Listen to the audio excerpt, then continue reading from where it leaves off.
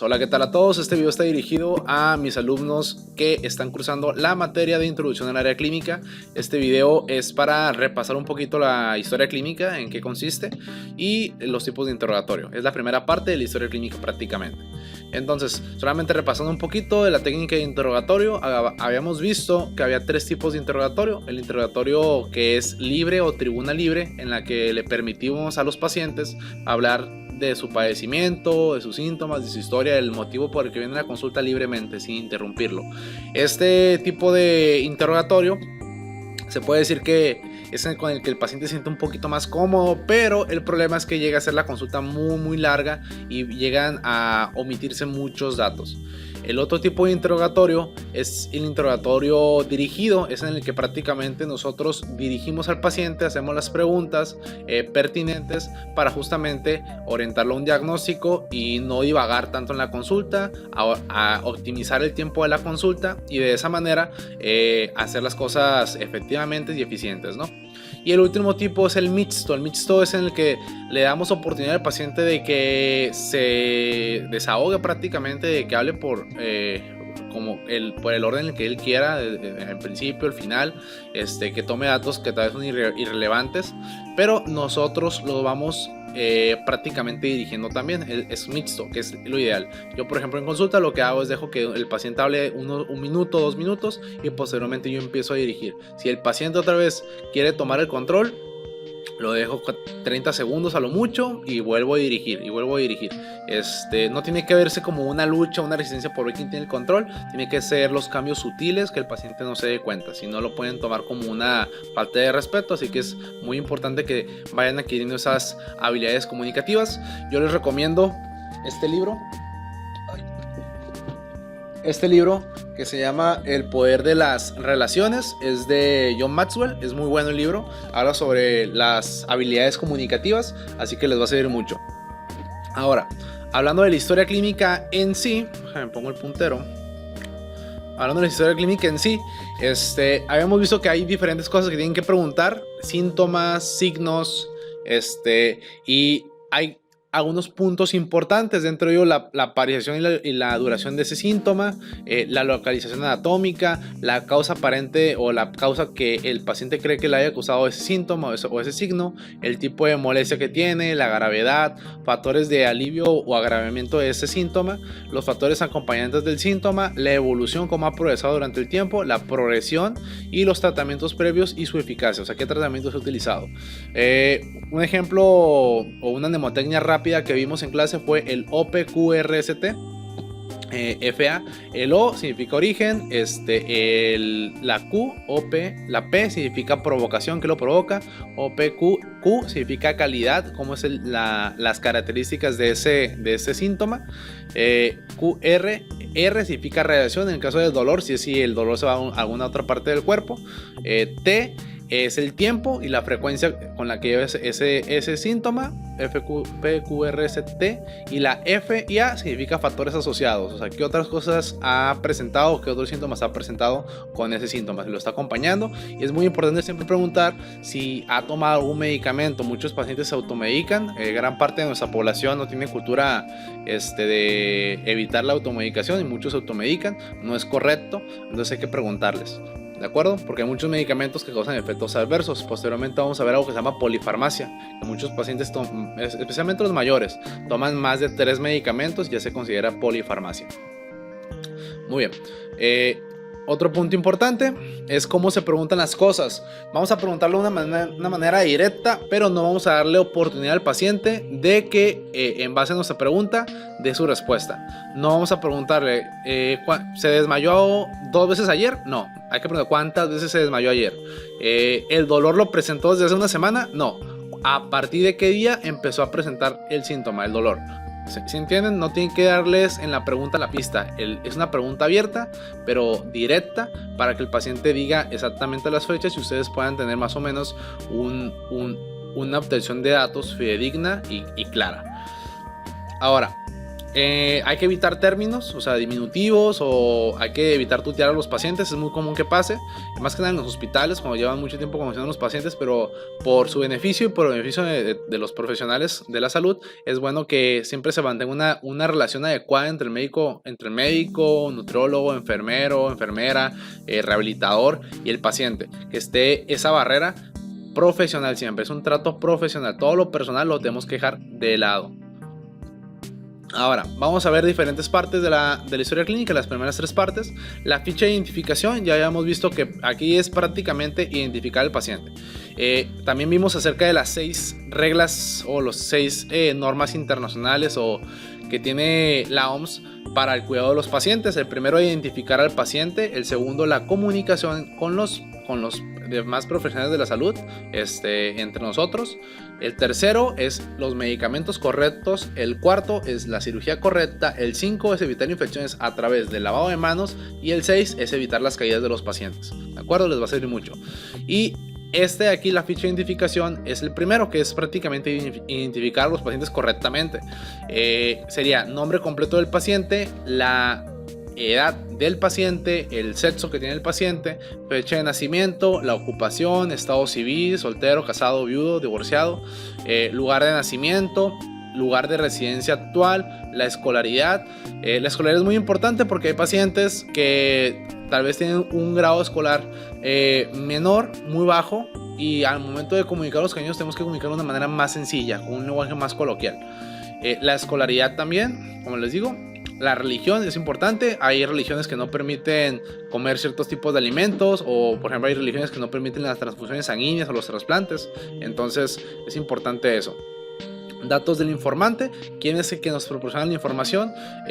La mayor parte de las veces la información la proporciona el mismo paciente, pero en otras ocasiones el paciente no puede comunicarse, es un niño, se encuentra inmovilizado, no puede hablar, es intubado, entonces probablemente la información no la vaya a dar un familiar o alguien cercano al familiar. Entonces es muy importante ver eso. ¿Por qué les digo eso de voz informante? Porque no me ha tocado principalmente en los hospitales que interrogas a un familiar y resulta que el familiar no lo conoce tanto el paciente, y al momento de preguntarle los datos te dice una cosa, y luego le preguntas a otro familiar y te dice otra cosa, y luego a otro familiar y te dice otra cosa. Entonces por eso es muy importante que siempre pase el familiar, por ejemplo en consulta, que pase el familiar que conoce más al paciente, si es que especialmente con los niños. Por lo regular las mamás son las que conocen mejor a los niños que los padres, desafortunadamente.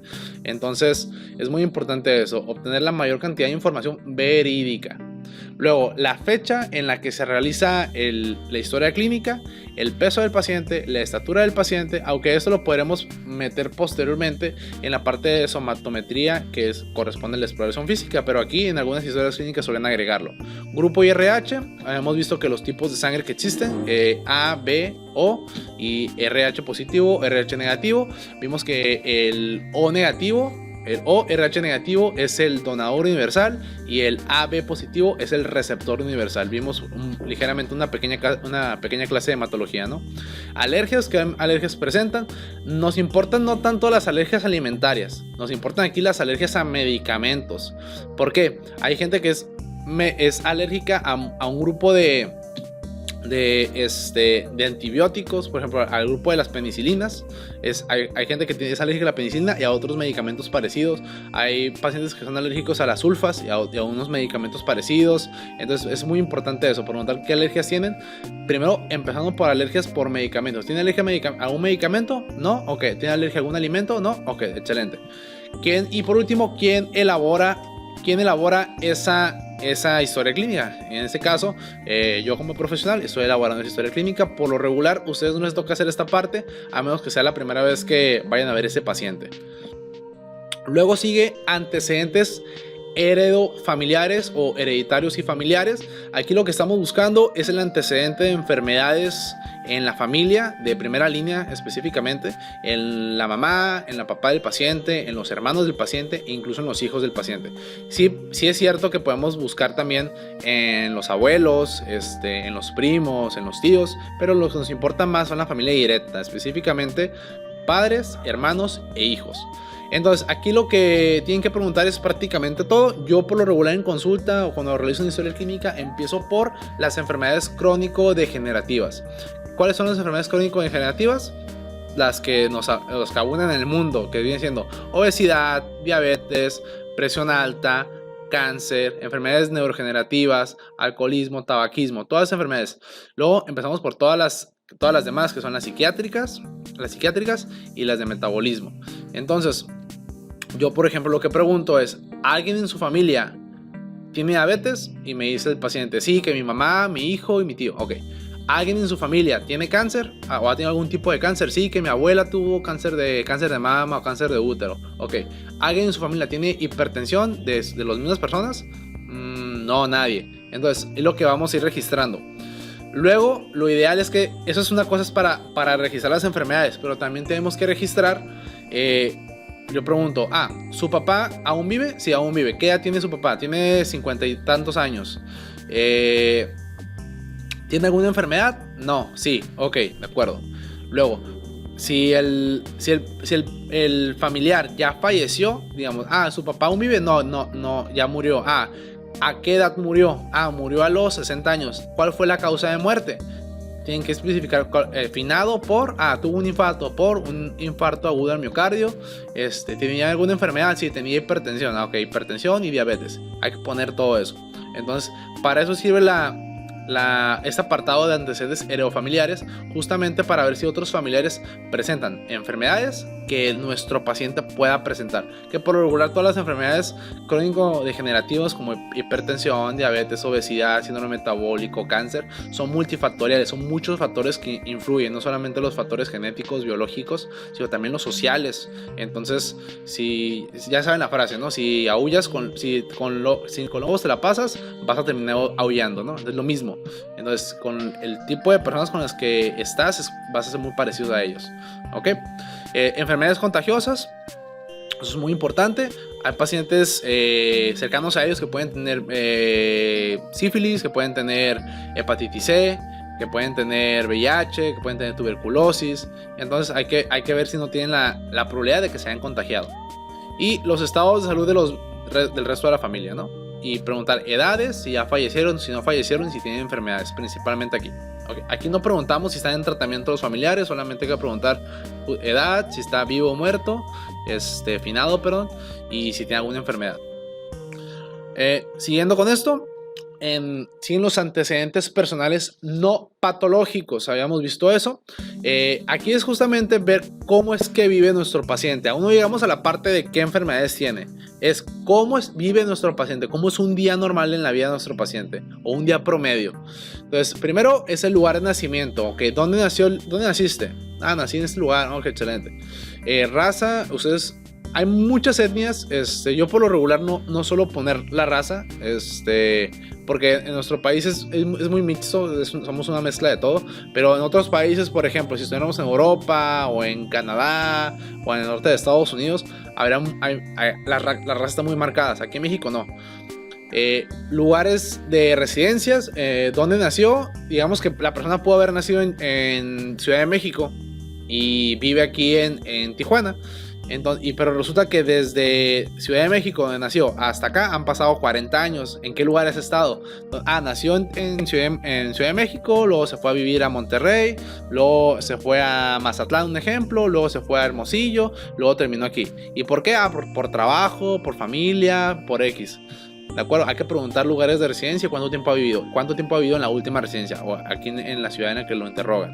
Hay pacientes que acaban de llegar, tienen 6 meses, 5 meses, 2 meses y pueden tener enfermedades infecciosas de otros lugares como Chagas, dengue, virus de Zika, etc.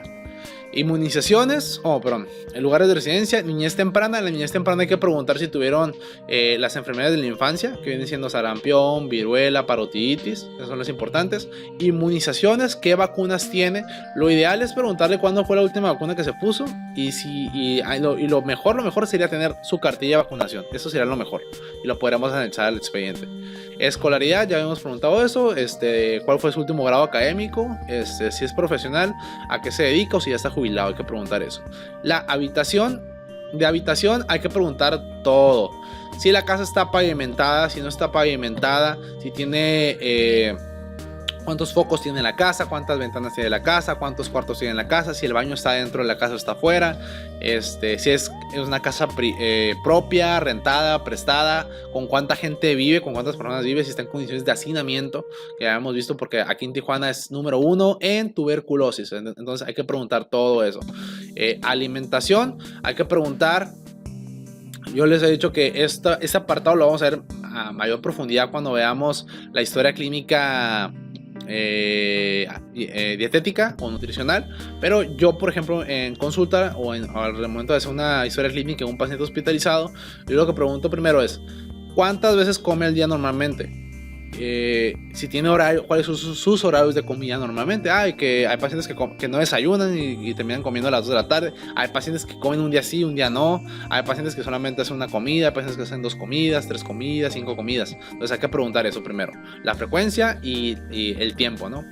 Segundo, hay que ver cómo está el aporte calórico proteico.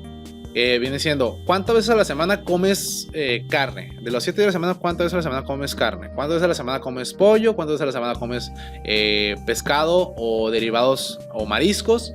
Luego, ¿cuántas veces? Esa es la proteína de origen animal. Luego, ¿cuántas veces a la semana comes proteína de origen vegetal? Que viene siendo: ¿cuántas veces a la semana comes legumbres? Lentejas, garbanzos, frijoles. Hay que preguntar eso. Luego, cereales. ¿Qué comes de cereales? ¿Comes avena? ¿Sueles comer otro tipo de cereales? También hay que preguntar si la ingesta de fibra, si comen frutas y verduras, cuántas frutas se comen diario, cuántas verduras se comen diario. También hay que preguntar la cantidad de agua que toman al día, si toman menos de 1 litro, más de 2 litros, más de 3 litros. Yo les pregunto cuántos vasos, tengo un vaso, digo, ¿cuántos vasos de esos te tomas al día? Que a veces no toman casi nada, a veces toman menos de litro, 1 litro lo mucho, y eso es dañino, como hemos visto en clase, justamente por el daño renal que se va generando. Es un daño renal crónico, poco a poco, pero se va generando. No hay manifestaciones, pero poco a poco se genera daño renal. ¿Qué otro punto importante? De alimentación, déjame acuerdo. Ok. Comida que no le hace bien a los pacientes, hay que preguntarles si ¿qué tan frecuente es que coman en la calle? ¿Qué tan frecuente es que tomen refrescos, que tomen bebidas endulzadas, endulcoradas? ¿Qué tan frecuente es que coman carbohidratos simples? Saben que venden papas, galletas, panes, todo eso. Hay que preguntarle porque y cuánto tiempo lleva consumiéndolos. Si lo consume diario, si no lo consume diario, comida frita. Hay que preguntar todo.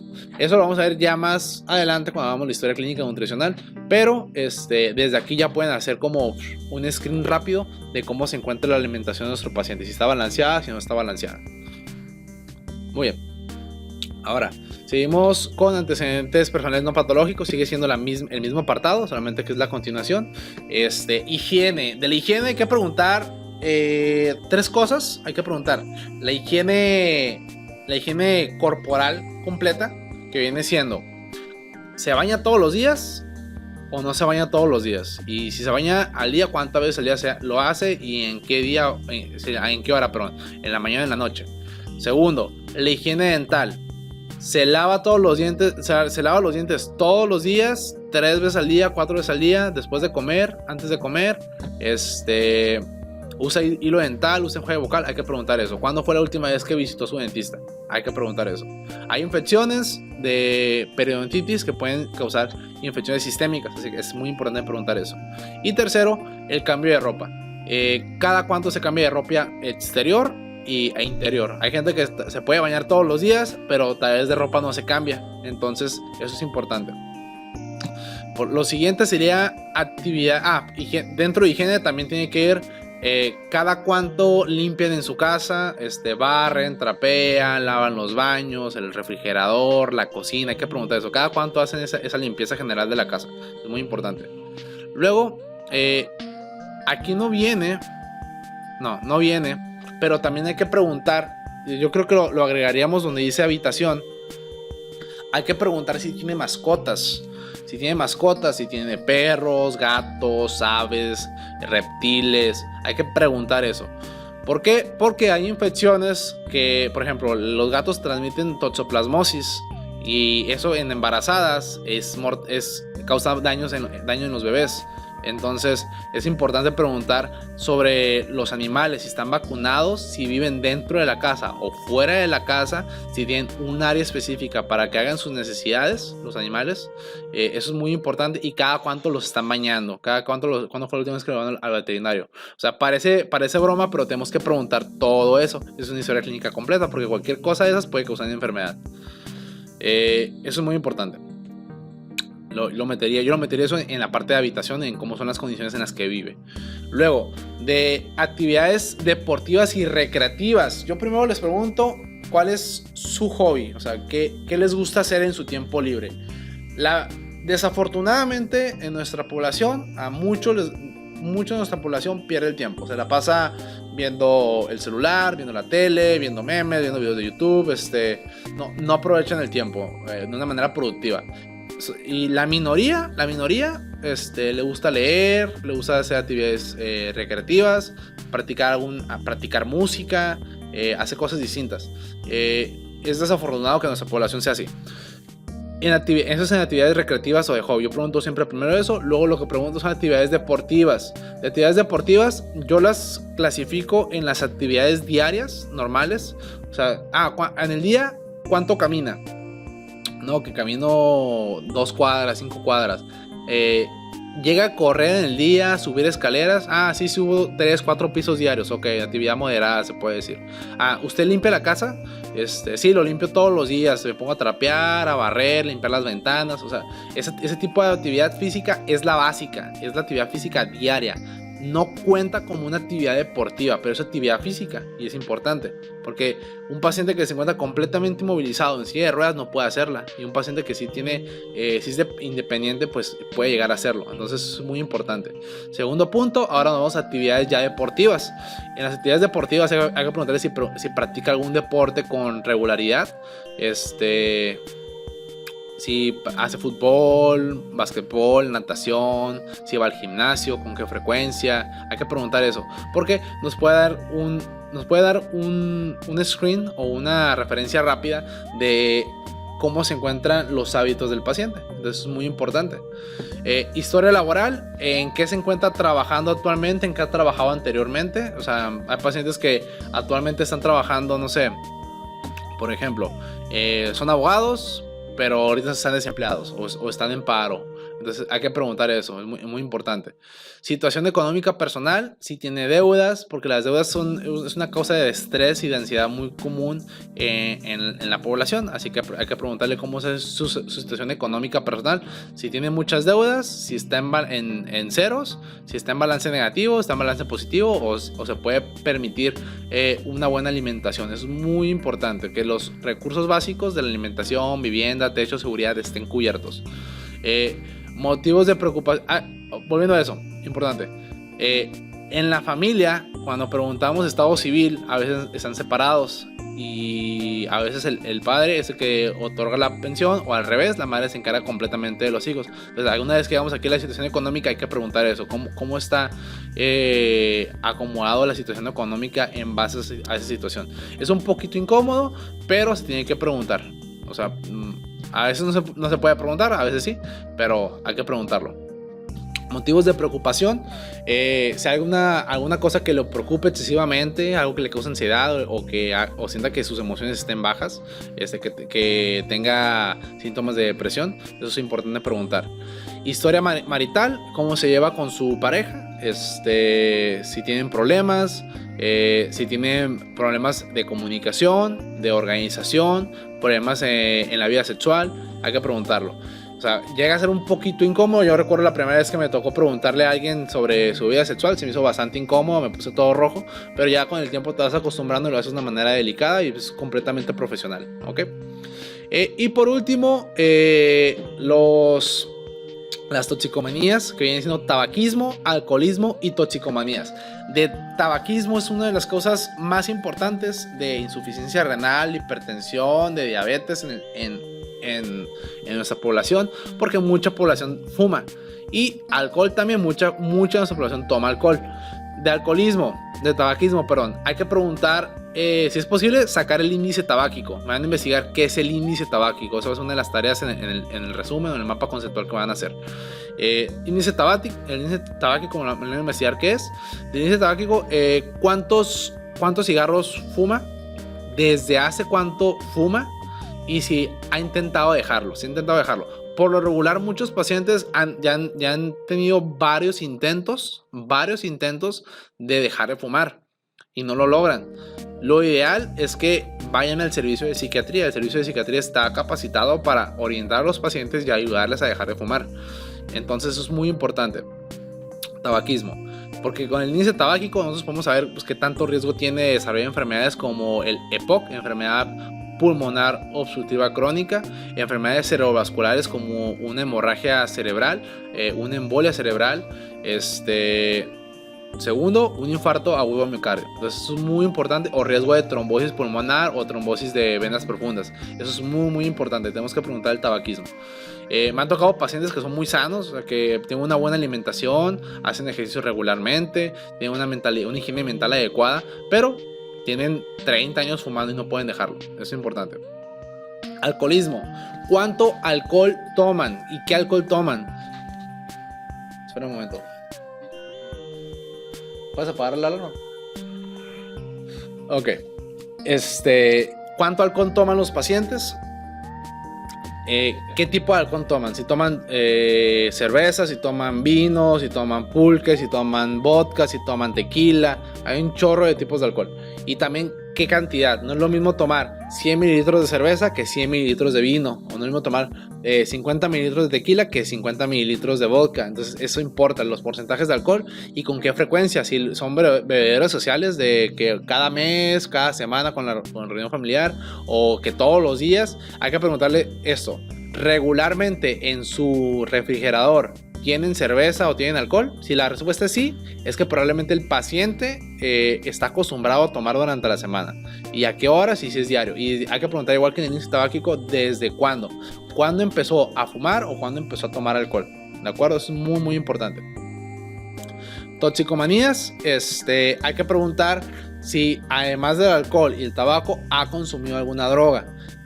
Yo como lo pregunto, yo les pregunto, yo les hago una pregunta primero. ¿Usted ha consumido alguna droga? Si me dicen no, ok. Si les digo, seguro, no ha consumido. Luego la segunda pregunta que hago es: ¿ha consumido marihuana? No. ¿Ha consumido cocaína? No. ¿Ha consumido anfetaminas? ¿Cristal? No. ¿Ha consumido alguna otra droga de estas? No. Entonces, así tiene que preguntar, droga por droga. Porque a veces los pacientes, ¿ha consumido alguna droga? No. ¿Ha consumido marihuana? Sí. Piensan que no es una droga. Entonces, piensan que la única droga es la cocaína o las anfetaminas o el éxtasis. Entonces, hay que preguntar droga por droga. ¿De acuerdo? Igual que en el alcoholismo y el tabaquismo, ¿cuándo fue la primera vez que lo utilizaron? ¿Cuánto tiempo lo han utilizado? ¿Y cuándo fue la última vez que lo utilizaron? ¿De acuerdo? Y también la vía, porque hay pacientes que fuman, hay pacientes que usan drogas intravenosas. Los pacientes que usan drogas intravenosas como heroína tienen mucho riesgo de tener VIH, de tener trombosis, microtrombos pulmonares, de tener hepatitis C y más enfermedades infecciosas. Entonces es muy muy importante preguntarlo. Ok, antecedentes personales patológicos. Lo que sigue son antecedentes personales patológicos. Aquí vamos a dejar este video. Aquí es la primera parte de la historia clínica. La siguiente parte va a ser la parte 2. Vamos a hablar de antecedentes personales patológicos y vamos a ver si alcanzamos a hablar de padecimiento actual. Entonces nos vemos en la siguiente clase. Bye bye chicos, y cualquier duda o pregunta dejen en los comentarios o en el grupo de Facebook. Bye bye.